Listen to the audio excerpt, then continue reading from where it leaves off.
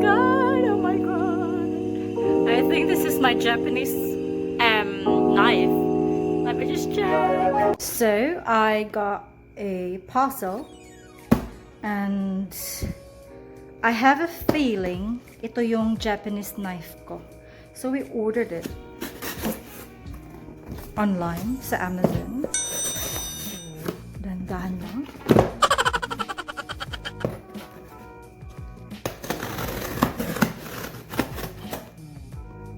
One more.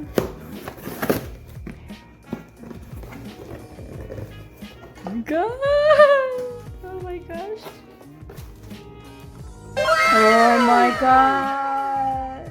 My Miyabi. It's my Miyabi Japanese knife. It's, oh my god guys, kaganda niya. Super pretty. Let me open it. I got really excited pag meron akong mga bagong bili ng mga items. And I'm just like a kid.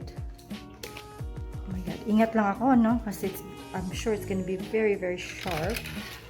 It's so pretty. It's so pretty. It's so pretty. Look at that.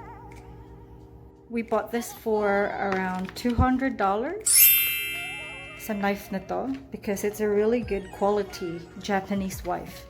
Walang budol-budol guys. And plus shipping.